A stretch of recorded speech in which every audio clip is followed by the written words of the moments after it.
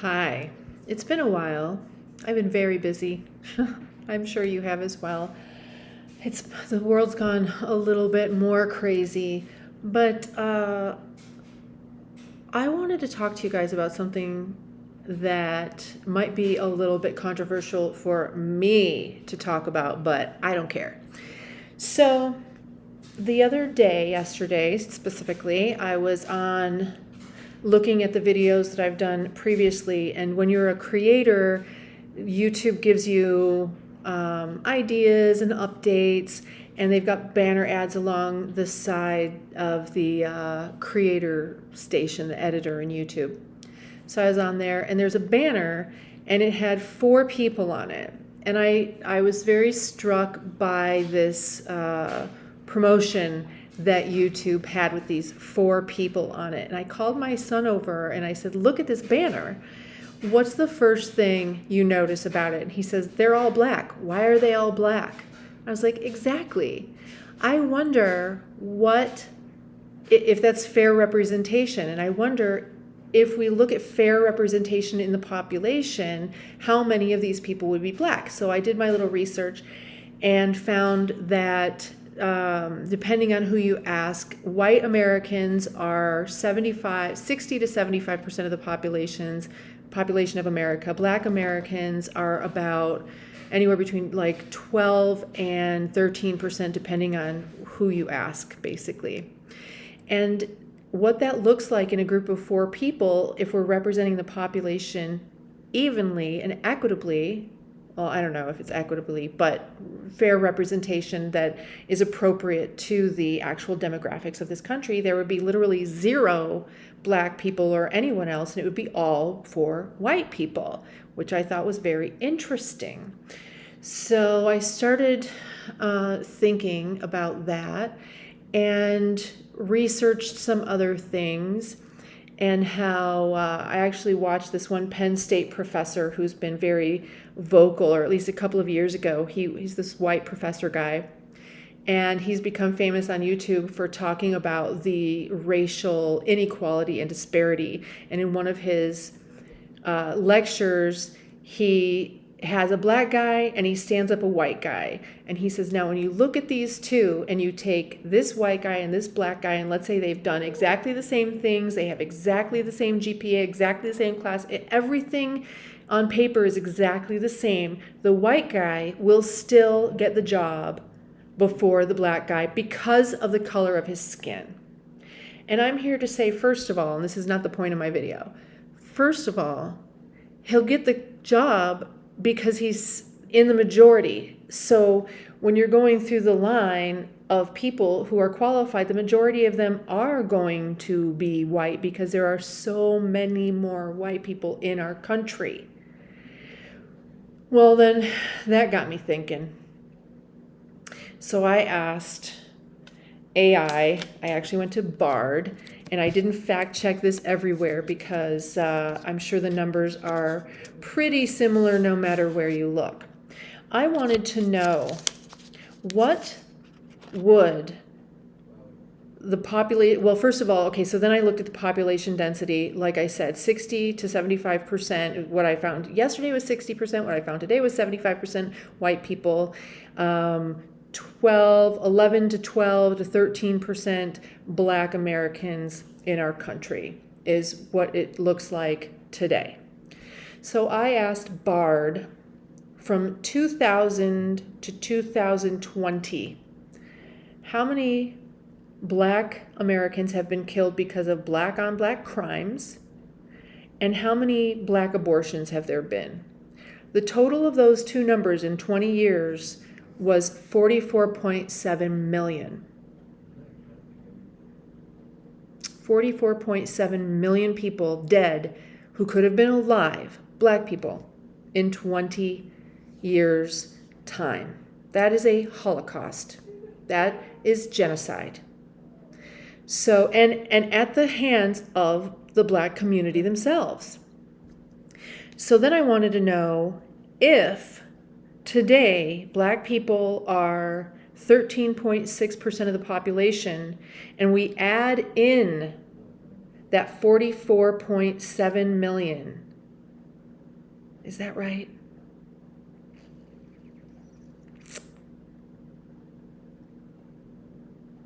Okay, I'm going to back up.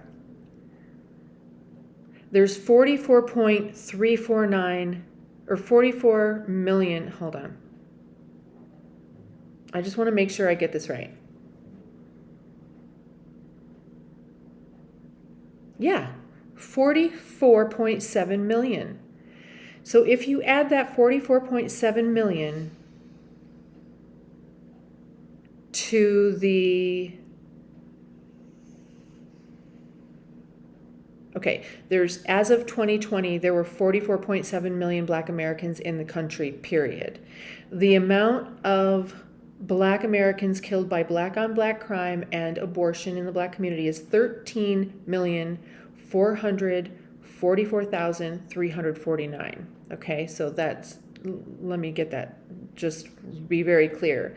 I'm just looking at my notes that I wrote down. So if you take the existing, I misspoke before, you take the existing 44.3 million Black Americans right now, and then you take the black on black crime and aborted black babies from 2020 back to 2000, which is 13 million. It's still genocide. 13 million. Can you imagine if that were white people? In 20 years, we lost 13.4 million white people. And I didn't do the research. Maybe we have. But I kind of doubt that society at this point would really care about it, because we're 60 to 75% of the population. Now, I'm Jewish, so call me whatever color you want. I don't care. I look white. So that brings the number of Black African Americans in 2020 from 44.7 million to 58,144,349.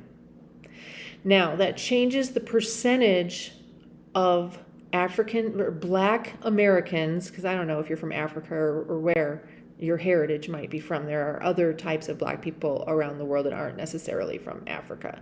I know we're all originally from Africa. I totally get it. The original Jews, Black Africans. I get it. So it brings the number up to 58,144,349.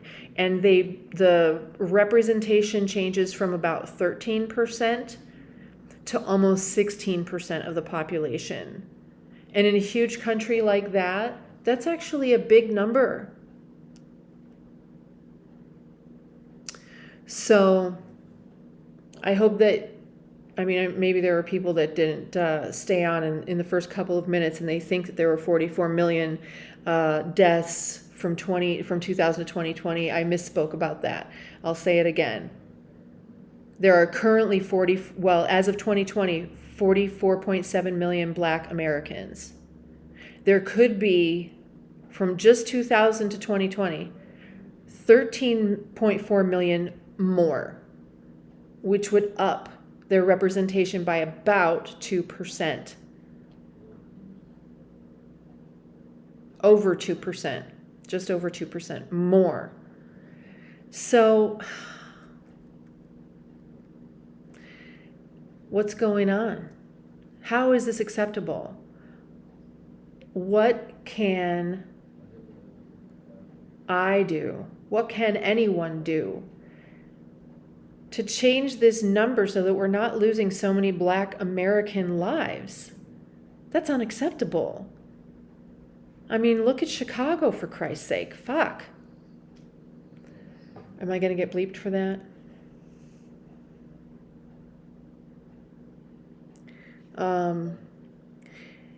My kids are African Jews, I call them. They're half Black. Yeah, I said it. African Jews, okay?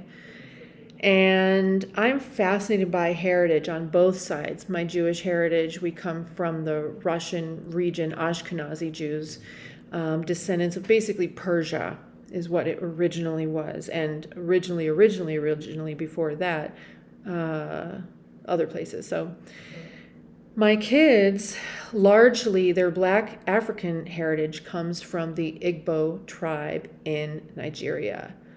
And when I researched the Igbo tribe, I was like, oh my gosh, these people are serious.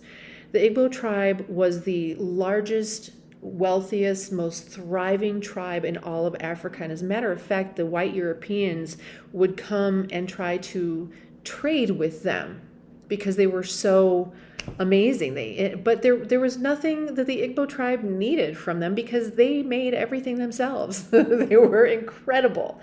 So it's no surprise that they were one of the targets of the slave trade when it came to the transatlantic slave trade. But what I also found is that a lot of the slave owners did not want Igbo slaves because they were just too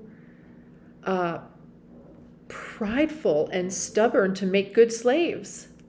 And the story goes, there's a beautiful legend about the Igbo chief was captured and brought over on the boat. And while they were all chained up underneath this fucking slave ship, sorry, I said it again. It makes me really mad. He convinced all of the other slaves that, we would rather die than live as slaves. And so they marched themselves right off the boat when they started to unload everybody, right off the boat into the water, and they all drowned in their heavy chains. And there's a huge story and legend about this, and how at that point, in geographically speaking, and I wish I knew more about it, I'm not great for remembering details, I remember concepts, that they say you can still hear the chains rattling. And also what they say is those Igbo people flew home. They drowned, and then their spirits flew home back to their African tribe, huge thriving tribe in Nigeria. And I actually thought this was beautiful and tried to share this information of their heritage with my children's Black grandma, and she was offended by this.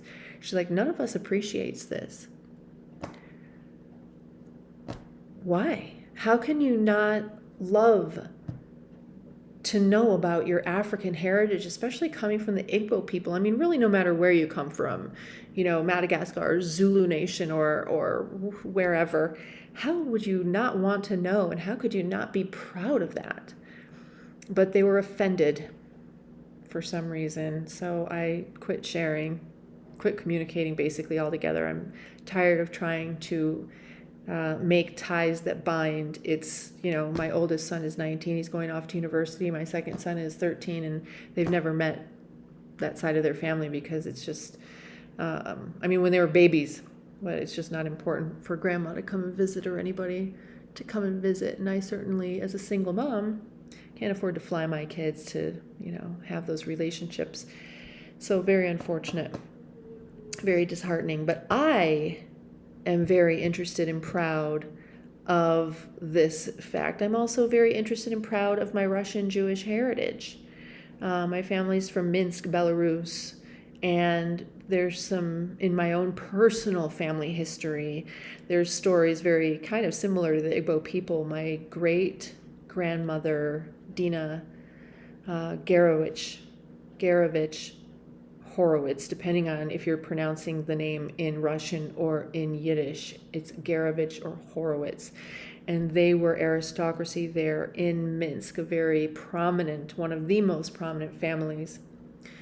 And during the Russian Revolution, the story goes that she was walking down the sidewalk and a Russian soldier was on his horse and she was basically blocking his way. And he told her to move, and she absolutely would not move. And he drew his sword and was going to cut off her head. And one of his other soldier guys or whoever said, don't do that. And so instead, he cut off the top of another guy's head, and he ran over to a watering trough and bent over to put his head in the water, and his brains fell out. Now, I don't know if that's true or not, but I can definitely see any woman in my family since then refusing to get out of the way of a Russian soldier who was invading their country.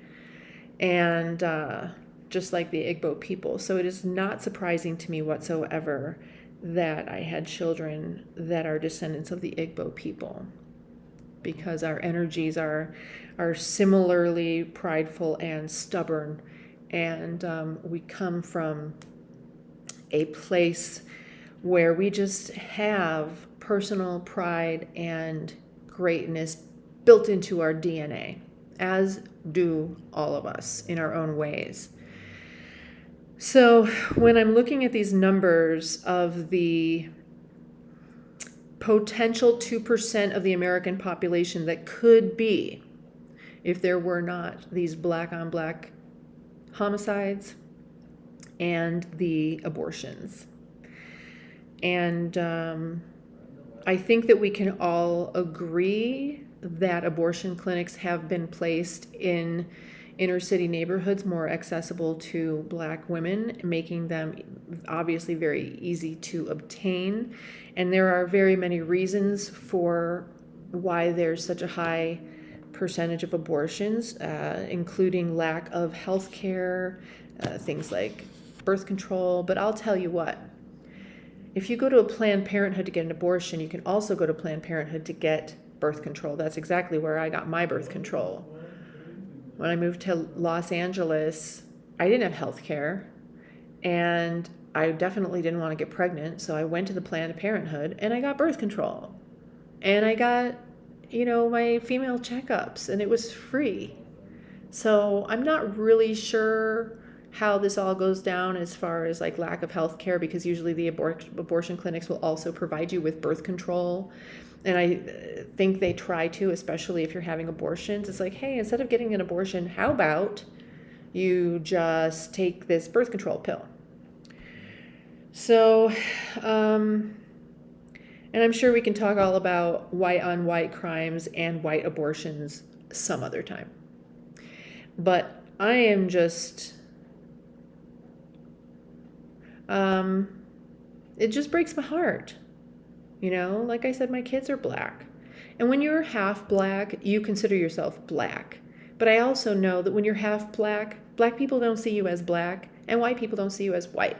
But I've never known a half black person, a mixed person, white and black, that thought of themselves as white. Every single mixed race, black, white person I've ever known thought of themselves as black.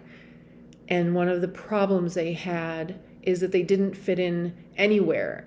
And the mixed race, white and black, is only 2% of the population.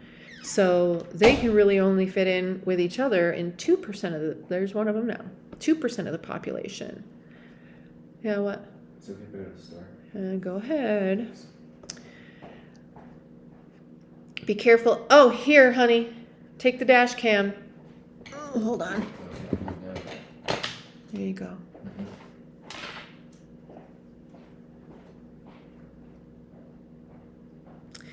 And I know that they've just ended the essentially affirmative action in universities. Well, I understand. I don't think that it's necessarily fair to pick people based on race. And I know that black people think that white people are chosen because of their race, but I think it's really more because there's just so many more white people get chosen.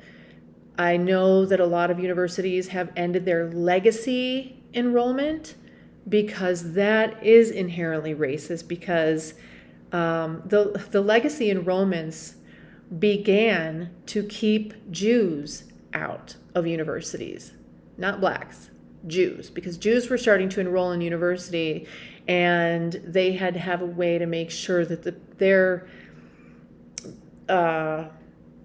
alumni's kids were chosen first and given preference, and the alumni of these fancy universities were always white. So, but they've never had affirmative action necessarily for Jews, only blacks. Now, Stanford University, I don't know, I haven't checked in a couple of years. Stanford University, their minority scholarship, I thought would be for black people. It's not, or it wasn't. At the time that I looked, it was for Jews. and you have to fill out certain requirements, be a practicing Jew in your Jewish community, da da da da da. Well, we're not. My son isn't. I've tried. They're not interested. Jews don't want me. I guess I don't want them either.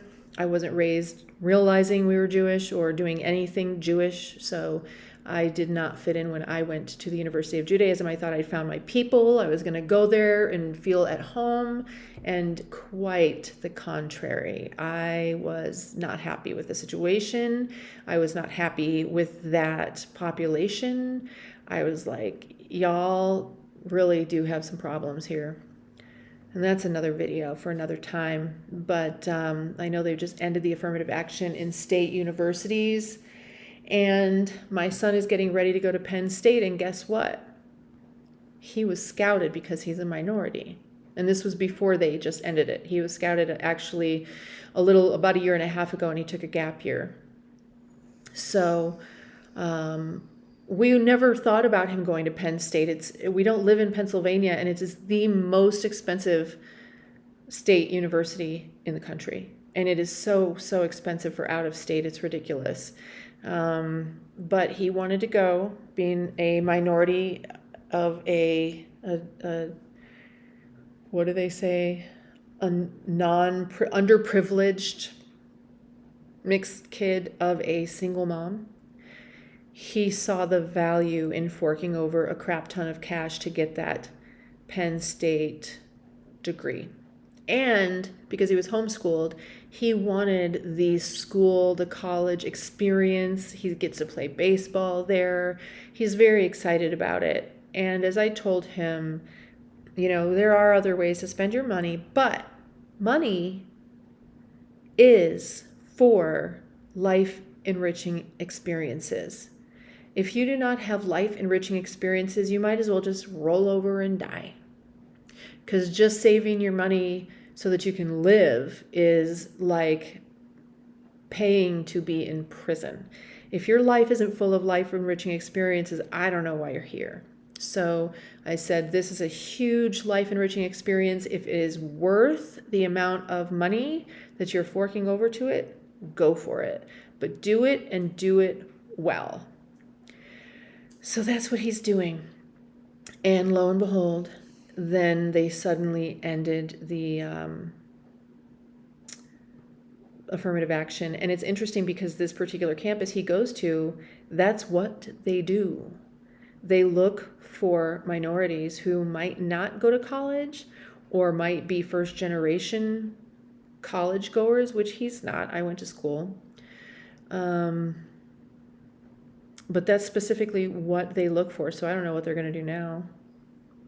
Very, very expensive school. It's ridiculous. And especially when I look online and watch these professors, they're so left-leaning that it's just sickening. I mean, schools should not be that way. They should be in the middle. They should be like journalism used to be. Just give me the facts. I don't need you to brainwash me. Just give me the actual data. And so, he's aware going in that they might not have the same worldview that he does. He's not a liberal and he's not a conservative necessarily either. So when it comes to him having a class where they teach him about microaggressions, he's not interested. He thinks that's ridiculous. He doesn't get offended if someone wants to touch his hair. And so anyway, that is my story for today. I hope I've offended basically everyone. And again, here's the numbers. 75% white, 13.6% black. If we added in the 13.4 million to that 44.7 as of 2020, we would have 58.1 million black people, and it would boost the population up about 2%. That's just in 20 years.